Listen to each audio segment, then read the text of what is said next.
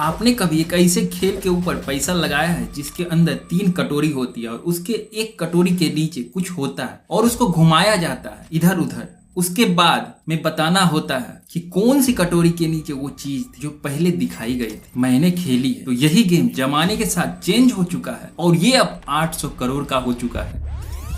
पैसे कमाने का जो आज आप टीम लगाइए और करोड़ रुपए कमाइए। इसमें से बहुत लोग गेमिंग एडिक्ट होते हैं। अभी मेरे ऊपर 96 लाख रुपए का कर्ज है। कितने? तुम्हारी माँ टीचर है और मेरी माँ हमसे बात नहीं करना चाहती है क्योंकि हम अगर हमको कुछ हो भी जाएगा रोड पे ना वो देखने नहीं आएंगे, इसलिए कि तुमने खेला और उसके बाद कर्ज है। हाँ, और लोग परेशान करते तुमने हैं। कहा किससे किससे कर्ज ले लिया? मैं तो 96 लाख रुपए जानना चाहता हूँ। बेटा रकम होती है, कहाँ से पैसे ले लिए?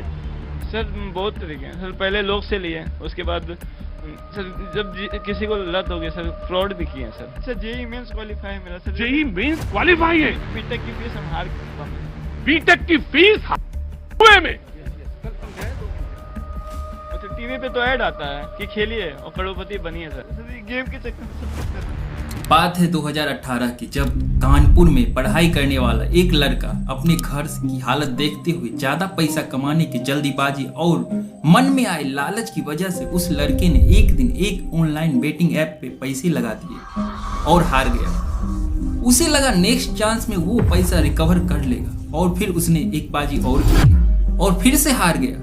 उसके बाद दिल में डर थोड़ा ज्यादा था और मन में विश्वास काफी कम, पर उसने हिम्मत करके एक बाजी और खेली पर इस बार वो जीत गया। इस गेम के बाद उसने सोचा कि इस गेम में पैसा जाता है तो आता भी जरूर है। उसके इस बिलीव के चलते वो ये नहीं देख पाया कि वो अपना पैर इस दुनिया का सबसे खतरनाक जाल में डाल रहा है। अब गेम से आने वाला प्रॉफिट या उस गेम के चक्कर में होने वाला नुकसान लड़के की जिंदगी का बहुत ही अहम हिस्सा बन गया था। अगर प्रॉफिट होता तो घर में खुशी, टेंशन बिल्कुल नहीं, और अगर लॉस होता तो टेंशन। इसके कारण धीरे धीरे घर का माहौल खराब होने लगा और गेम को खेलकर लॉसेस रिकवर करने के लिए उस लड़के के पैसे बिल्कुल खत्म हो चुके थे। तो वो लड़का डिसाइड करता है क्यों ना थोड़े से पैसे का जुगाड़ कर लिया जाए जिससे गेम को कंटिन्यू रखा जा सके। तो फिर क्या, वो लोगों से उधार लेके गेम खेलने लगा और वहां भी उसे लॉस होता है और ऐसे ही खेलते खेलते आज उसके ऊपर 96 लाख का कर्ज हो चुका है। और ये लड़का कोई और नहीं, हिमांशु मिश्रा है। The issue of online gaming, the booming online gaming, which has become a big problem for the youngsters in this country, and crores of youngsters, they have become addictive of this online gaming. Or Satyam Mahoday, because it is online, so it is very difficult to prevent the kids to become addictive of this online gaming. And now, this online gaming has been converted into gambling or betting.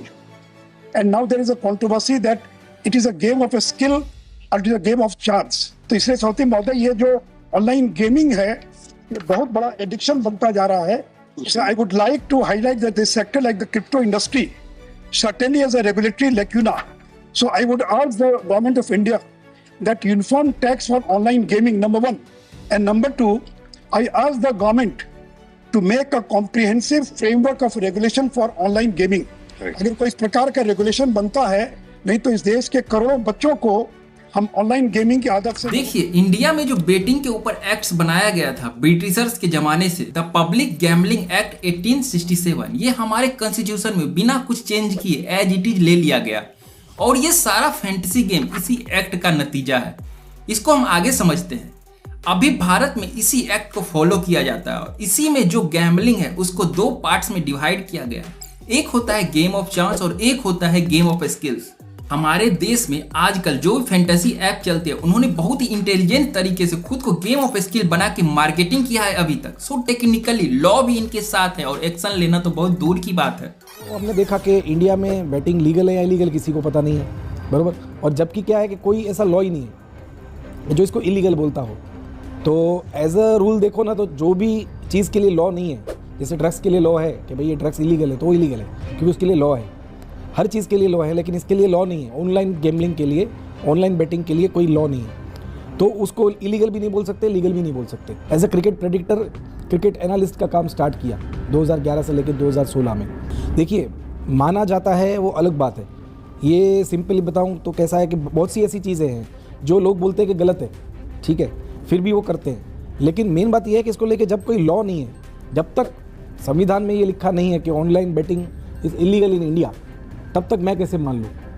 सीधी सी बात है ना, अगर मैं जिस देश में रहता हूँ, ठीक है, चलो अभी नहीं रहता हूँ लेकिन पहले रहता था, मान लो अगर मैं किसी देश में रहता हूँ और वहाँ का लॉ मुझे बोलता है कि जैसे मैं अभी दुबई में हूँ, ठीक है, आप अपन दुबई में बैठे हैं, यहाँ के संविधान में लिखा है कि ऑनलाइन गैम्बलिंग, ऑनलाइन बेटिंग या किसी भी तरह की गैम्बलिंग यहाँ पे इलीगल है, तो वो लिखा हुआ है। हमारे यहाँ पे कोई क्लियर लॉ नहीं है। हमारे यहाँ पे कैसा है, होता है गैम्बलिंग इज एडिक्टिव, आपके लिए नुकसानकारक है, सेम लाइक सिगरेट, बॉक्स के ऊपर लिखा है कि कैंसर होगा, फिर भी लोग पीते हैं। तो ये चीज़ ऐसी है कि इंसान की खुद की चॉइस होती है, और ऐसा तो है नहीं कि हमारे देश में ये चीज़ नहीं है। बचपन से आदमी पत्ते भी खेलता है। अब फैंटासी का नाम ही ले लो, अब फैंटासी के नाम पे गवर्नमेंट ने अलाउ करके रखा है, बोलते हैं तो गेम ऑफ स्किल है। कैसे गेम ऑफ स्किल है? तो फिर ये और वो गेम ऑफ स्किल कैसे है? मैं आपको यही बताना चाहता हूँ, फैंटासी में भी आप प्लेयर चॉइस करते हो कि विराट कोहली कितना रन करेगा, रोहित शर्मा कितना रन करेगा, और इस आईडी में भी आपको यही करना होता है कि वो 28 करेगा कि नहीं, 28 नहीं करेगा कि नहीं, येस और नो, दो ही ऑप्शन होते हैं। आप पैसे लगाते हो बराबर, उसमें से कुछ छोटी सी कमीशन 1% 2% एक्सचेंज ओनर को जाती है। वो फैंटासी में तो 10% जाती है। पब्लिक का कितना नुकसान है कि फैंटासी में दो आदमी हज़ार रुपये डालते हैं, अपनी टीम बनाते हैं, जो 2000 जीतता है उसमें से सीधा 200 कट जाता है, यानी आपकी विनिंग पे 20% मार्जिन जा रहा है। उसमें से गवर्नमेंट को क्या जा रहा है मुझे नहीं पता है, वो लोग कितना सच्चा दिखाते हैं, कितना झूठा दिखाते हैं। आज हमारे देश में तो आपको पता है कि अगर वो कंपनी 1000 करोड़ कमा रही होगी तो इधर उधर करके गवर्नमेंट को तो 100 ही दिखा रही होगी, तो गवर्नमेंट को तो क्या मिल रहा होगा। लेकिन फैंटासी को क्या है कि गवर्नमेंट ने ये बोल दिया ना कि गेम ऑफ स्किल है, ये सोचे बिना कि चलो, अगर मैं ये नहीं बोल रहा हूँ कि उसको इलीगल करो, मैं ये बोल रहा हूँ इसको पूरी तरह लीगल करो, या एटलीस्ट अगर आपको नहीं करना है तो कहीं पे ऐसा लॉ बना दो कि ये इलीगल है, और है तो क्यों है, एक्सप्लेन करना है। बराबर, मान लो कि गवर्नमेंट ने मना किया, देखो हमारा काम है कि मार्केटिंग के लिए जो एजेंसी होती है, हम उसको बोलते हैं कि ये चीज़ आप हमारे लिए करो। अगर वो होती है तो करते हैं, नहीं होती है तो मना करते हैं कि ये चीज़ यहाँ पे नहीं हो सकती है। जैसे बोलते हैं सरोगेट मार्केटिंग, ठीक है, जैसे मान लो कि किसी की ब्रांड है बैटिंग की, लेकिन अगर उसकी अलाउ नहीं होती है कि भाई यहाँ पे आप नहीं कर सकते, जैसे गवर्नमेंट के ट्रेन स्टेशन है, मेट्रो स्टेशन है, ऐसी बहुत सी जगह पे जहाँ पे वो लोग बोलते हैं कि आप बैटिंग वर्ड यूज़ नहीं कर सकते, गेमिंग करो, तो गेमिंग वर्ड यूज़ होता है। या फिर वो लोग बोलते हैं कि सरोगेट, यानी मतलब बोलो तो स्पोर्ट्स न्यूज़ की ऐड करो। Same like back Piper soda, हमें भी पता है बचपन से, जब मैं छोटा था तब से, कि बैक पाइपर सोडा नहीं होती, बैक पाइपर दारू ही होता है। लेकिन ऐड किसकी चलती है? Royal Stag playing card royal Stag के नहीं आते, रॉयल स्टैग तो क्या होती है? वैसे इन फैंटेसी कंपनी को समझने से पहले ये समझना जरूरी है कि गैम्बलिंग का इतिहास क्या रहा है इंडिया में। ये सीन है महाभारत से। क्या युधिष्ठिर द्रौपदी और अपने पूरे साम्राज्य को दांव पे लगा देते हैं कौरव्स के खिलाफ एक बेटिंग गेम में? अब मुझे 9 की आवश्यकता है।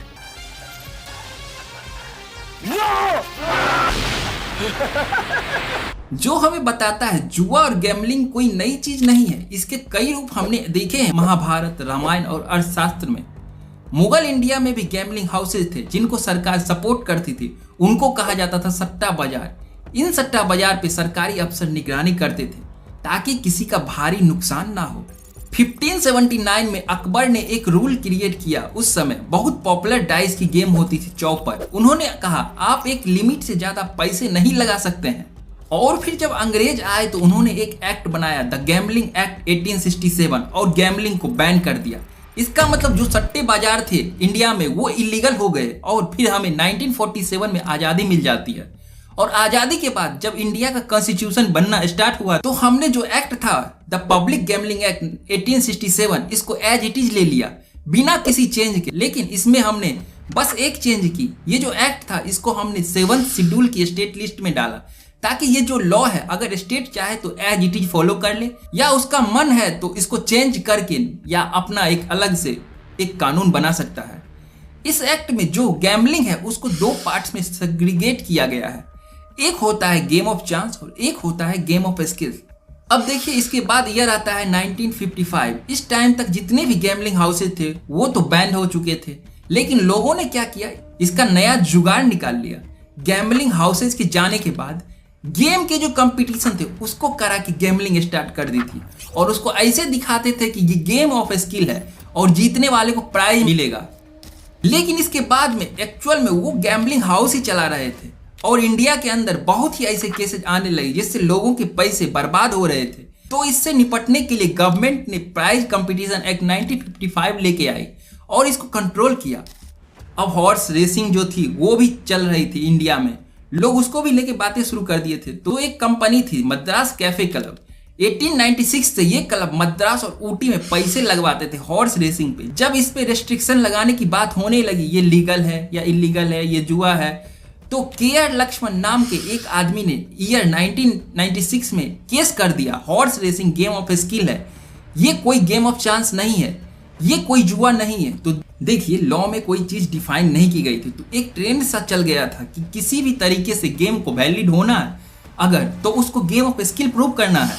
अब कोर्ट की सारी दलील सुनने के बाद हॉर्स रेसिंग को गेम ऑफ स्किल माना जाता है और के.आर. लक्ष्मण ये केस जीत जाते हैं। इसके बाद बात आती है फैंटेसी और ऑनलाइन गेमिंग की। देखिए, फैंटेसी ऐप जो है वो एक तरह से ऑनलाइन प्रिडिक्शन गेम होते हैं, और आपने देखा भी होगा अपने आसपास जब कोई मैच चल रहा होता है तो अचानक से आपका एक दोस्त बोलता है, अरे भाई मैं 500 जीत गया। अब आप अपने दोस्त से पूछते हैं कैसे जीता, तो बताता है कोई ऐप के बारे में जिसमें आपको टीम बनाना होता है और 10-20 लगाने होते हैं और 500 जीत सकते हैं। देखिए, ये सुनने में तो बड़ा आसान लगता है, लेकिन इसमें जीतने के चांसेस 0.00067% हैं। तो आइए थोड़ा इसका बिजनेस मॉडल समझते हैं। अब मान लो 5 प्लेयर हैं, पांचों ने 100 रुपये दिए, तो टोटल 500 रुपये कलेक्ट हुए। इसमें सबसे पहला लगेगा GST 28% जो गवर्नमेंट लेगी। अब बचे 360 रुपीज। इसमें से जो फैंटेसी ऐप का ओनर है वो भी अपना कट लेता है, जनरली 15-25, चलिए 20% अगर आप कट मानते हैं तो। अब बचेगा 288 रुपीज। अब कायदे से ये अमाउंट पूरा का पूरा एज इट इज जो गेम खेल रहा है उसका प्लेयर का होना चाहिए, लेकिन जब उसको मिलेगा तो 30% उसको TDS भी देना होगा। As per section 115 BBJ net winning पे 30% टैक्स देना होता है। तो 30% TDS देने के बाद तो बचते हैं 201.6 रुपीज। अब जो प्लेयर जीता है उसने शुरू में 100 रुपये लगाए थे, तो अगर आप 100 रुपया को भी घटा दे तो जीतने वाले का जो फायदा होता है वह होता है 101.6 रुपये। तो इस 500 रुपये के एक गेम में प्लेयर को मिलते हैं 101.6 रुपया, फैंटेसी ऐप को मिलते हैं 72 रुपया, और गवर्नमेंट और GST और TDS दोनों मिला के उसको मिलते हैं 226.4 रुपया। सबसे मोटा फायदा जो होता है गवर्नमेंट को, और ये छोटा मोटा अमाउंट नहीं होता है, ये हजारों करोड़ों में जाता है। तो कहने का मतलब यह है कि BCCI इससे पैसा कमा रही है, स्टेट गवर्नमेंट इससे पैसा कमा रही है, सेंट्रल गवर्नमेंट इससे पैसा कमा रही है, क्रिकेटर, सेलिब्रिटीज सब इससे पैसा कमा रहे हैं।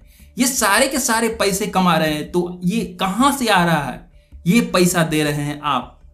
और यही कारण है कि इन ऐप्स को बड़े बड़े सेलिब्रिटी और इन्फ्लुएंसर इंडोर्स करते हैं। ये तो हो गई बड़े कंपनीज की बात, लेकिन बहुत सारे छोटे कंपनी हैं, वो लोग क्या करते हैं, वो लोग पकड़ते हैं इंस्टाग्राम मॉडल्स।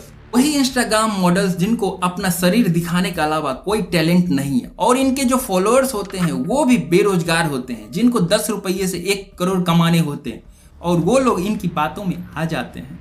अब आपकी जीत और रियल मनी के बीच कोई नहीं आएगा, बस उसके पर लॉग इन करके, और इसका इस्तेमाल करके आप जीत सकते हो करोड़ों के। और देखिए, जिसने 100 रुपये कमा ली वो चाहता है 500 कमाए, और जो हार गया वो चाहता है वो अपना प्रॉफिट जनरेट करे, और इसी वजह से ये जो साइकिल है वो कभी खत्म नहीं होता है। देखिए, ये 3 तरीके से एक इंसान को लॉस करती है। पहला फाइनेंशियल, दूसरा प्रोडक्टिविटी लॉस, जो लोग इसके चक्कर में पड़ जाते हैं उसके दूसरे चीजों में मन ही नहीं लगता, और तीसरा और लास्ट है लॉस ऑफ लाइफ। जब एक व्यक्ति जिसकी कमाई 20,000 रुपया है और उसके ऊपर 20 लाख का कर्ज हो जाता है, तो उससे पता है वो तो ना इस जिंदगी में इतने पैसे कमा सकता है ना दे सकता है। फिर वो लोग क्या करते हैं राहुल जी? खत्म, बाय बाय, टाटा, गुड बाय। और सवाल यह है कि इसको बंद कैसे किया जाए इन फैंटेसी ऐप को, तो जवाब हो आप खेलना छोड़ दो, ये ऑटोमेटिकली बंद हो जाएगा। इस चीज से जितना दूर रहे उतना बेहतर है। गवर्नमेंट को रेगुलेशन लाना चाहिए, चीजों को बैन कर देना चाहिए। ये कब नागरिकों के लिए अच्छी चीज हो गई? मुझे शर्म आती है ये सब चीज देख के, मुझे शर्म आती है बेचने वालों पे, मुझे शर्म आती है ऐसी सरकार पे जो अलाउ करती है ये सब चीज। बुरा मत मानना, लेकिन ऐसा है। फिर खोल दो गैम्बलिंग कसिनोज, बर्बाद होने दो पूरे देश को। कितने घर बर्बाद हुए, जिसके घर में हुआ है उससे जाके एक बार पूछो। इस पे क्रिकेटर्स क्या रिस्पॉन्सिबिलिटी लेते हैं वो भी जाके पूछो। आप चीज बेच रहे हो, आप इनकरेज कर रहे हो किसी को खरीदने के लिए, तो आप रिस्पॉन्सिबिलिटी लो। ये मत कहो कि हम तो सिर्फ बेच रहे हैं, ये तो आदमी पे डिपेंड करता है उसको खरीदना है या नहीं। तो फिर कोकीन भी बेचो, हीरोइन भी बेचो, सब बेचो ना फिर। गलत सही में फर्क ही क्या रह जाएगा। जय श्री राम।